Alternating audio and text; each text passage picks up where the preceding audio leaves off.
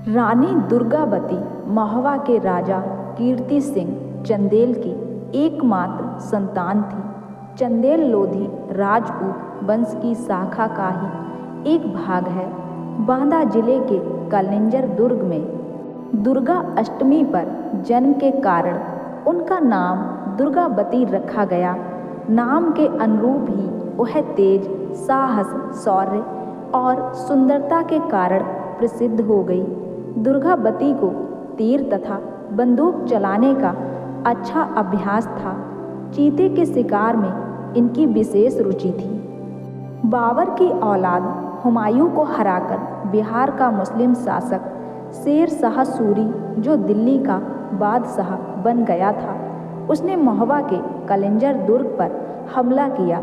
महोबा के नरेश महाराज कीर्ति सिंह चंदेल शेर शाह सूरी की सेनाओं से भीषण युद्ध करते हुए बहुत गहरे घाव खा गए।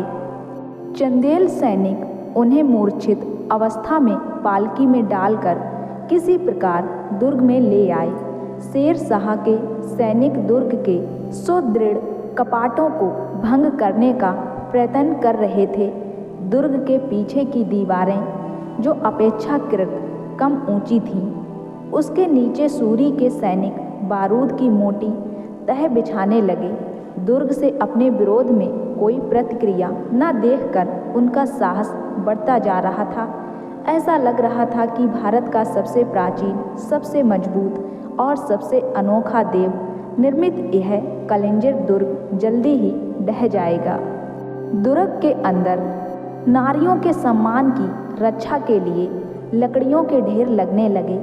मुस्लिमों से अपनी अस्मत की रक्षा के लिए प्रत्येक आयु की कन्याओं को लेकर नारियां वहां एकत्रित होने लगीं। प्रत्येक चौराहे पर रखे केसर के घोल में रंग गौर कर पुरुष केसरिया परिधान धारण कर अंतिम युद्ध की तैयारी करने लगे।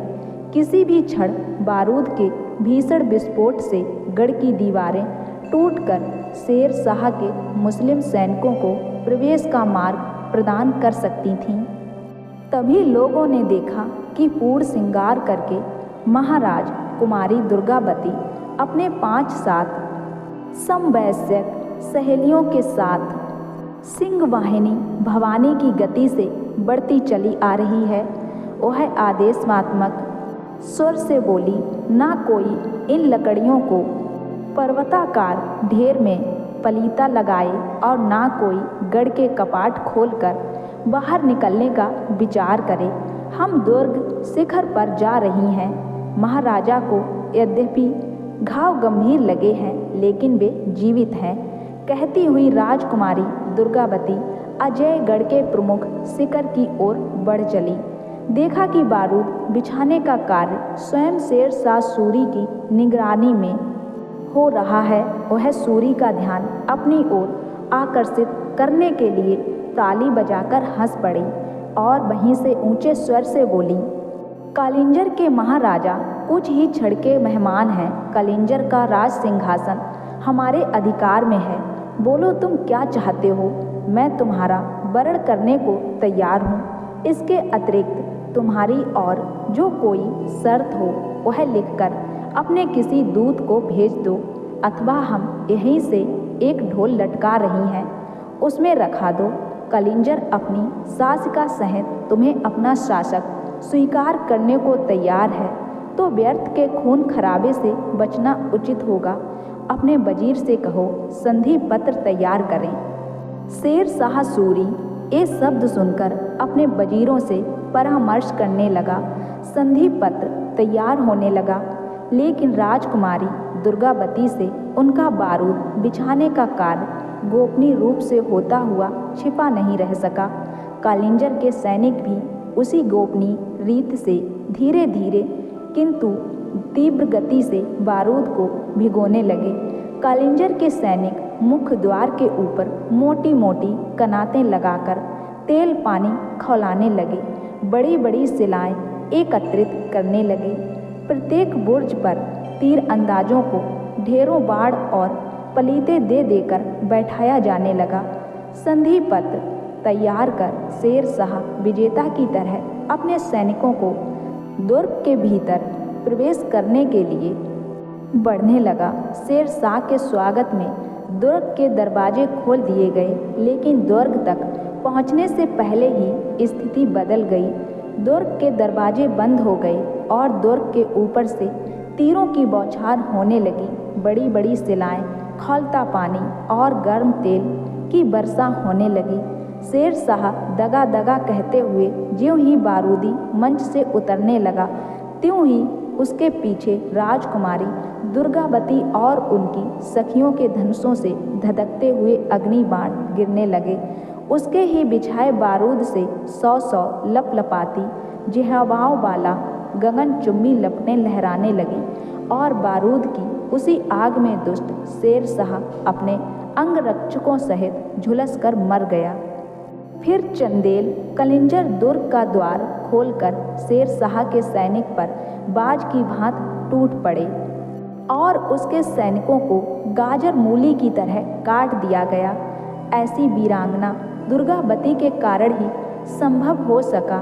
रानी दुर्गावती ने हमेशा छल कपट से जीतने वाले दुश्मनों को उसी की भाषा में जवाब देकर मिसाल कायम की। 18 साल की उम्र में दुर्गावती की शादी गोंड राजवंश के राजा संग्राम शाह के सबसे बड़े बेटे दलपत शाह के साथ हुई। मध्य प्रदेश के गोंडवाना क्षेत्र में रहने वाले गोंड वंशज राज्यों पर राज करते थे। गढ़मंडला, देवगढ़, चंदा और केरला दुर्गावती के पति दलपत शाह का अधिकारगढ़ मंडला पर था। रानी दुर्गावती के इस सुखी और संपन्न राज्य पर मालवा के बाज बहादुर ने कई बार हमला किया, पर हर बार वह पराजित हुआ। बाज बहादुर ने फिर गोंडवाना पर हमला किया, लेकिन रानी दुर्गावती के साहस के सामने वह बुरी तरह से पराजित हुआ। लेकिन लंपट अकबर बादशाह की बुरी नज़र बाज बहादुर की पत्नी रूपवती पर थी, इसलिए उसने मालवा पर हमला कर मालवा को अपने अधिकार में कर लिया। जाहिर था लंपट और दुष्ट अकबर का अगला निशाना रानी दुर्गावती और उनका राज्य गढ़मंडला था। लंपट मुगल अकबर गढ़मंडला राज्य को जीतकर रानी को अपने हरम में डालना चाहता था। उसने विवाद प्रारंभ करने के लिए रानी के प्रिय सफ़ेद हाथी सरमन और उनके विश्वस्त वजीर आधार सिंह को भेंट के रूप में अपने पास भेजने को कहा। रानी ने यह मांग ठुकरा दी। इस पर अकबर ने अपने एक रिश्तेदार आसफ खां के नेतृत्व में गोंडवाना राज्य पर हमला कर दिया। आसफ खां ने युद्ध के मैदान में रानी दुर्गावती को सैनिकों की वेशभूषा में देखा तो चकित रह गया। युद्ध भयानक था। रानी की तलवार ने मुगलिया सेना को काट कर रख दिया। बड़ी मुश्किल से जान बचाकर आसफ खां अकबर के पास पहुंचा। अगली बार उसने दुगनी सेना और तैयारी के साथ हमला बोला। दुर्गावती के पास उस समय बहुत कम सैनिक थे। उन्होंने जबलपुर के पास नरई नाले के किनारे मोर्चा लगाया तथा स्वयं पुरुष भेष में युद्ध का नेतृत्व किया और मुगल सैनिक मारे गए, लेकिन रानी की भी अपार क्षति हुई थी। मुगल सेना के अंतिम बार आसफ खां के नेतृत्व में गोंडवाना पर हमला किया। इस बार मुगलिया सेना तोपों के साथ आई थी। आज रानी का पक्ष दुर्बल था। रानी का पुत्र नारायण बहुत घायल हो गया तो रानी ने उसे सुरक्षित स्थान पर भेज दिया। नारायण की सुरक्षा में लगे सैनिकों ने रानी दुर्गावती को संदेश भेजा कि उनका पुत्र अब कुछ ही पल का मेहमान है, एक बार उसके अंतिम दर्शन कर लें। पर रानी दुर्गावती ने कहा, मैं अपने पुत्र को देवलोक में ही मिलूंगी। अभी अपनी मातृभूमि का ऋण चुका लूं। और इतना कहते ही रानी की तलवार ने अपनी गति बढ़ा दी, जिससे मुगलिया सैनिकों के सर धड़ों से पत्तों की तरह गिरने लगे। तभी एक तीर उनकी भुजा में लगा। रानी ने उसे निकाल फेंका। दूसरी तीर ने उनकी आंख को भेद दिया। रानी ने इसे भी निकाला पर उसकी नोक आंख में ही रह गई। तभी तीसरा तीर उनकी गर्दन में आकर धंस गया।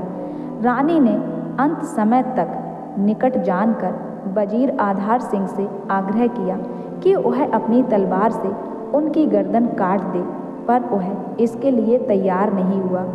अंततः में रानी ने अपनी कटार स्वयं ही अपने सीने में भोंक आत्म बलिदान के पथ पर प्रयाण किया।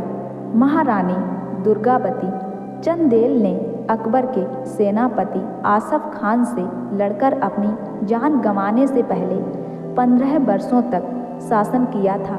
जबलपुर के पास जहां यह ऐतिहासिक युद्ध हुआ था, उस स्थान का नाम बरेला है, जो मंडला रोड पर स्थित वहीं महारानी दुर्गावती की समाधि बनी है, जहां गोंड जनजाति के लोग जाकर अपने श्रद्धा सुमन अर्पित करते हैं।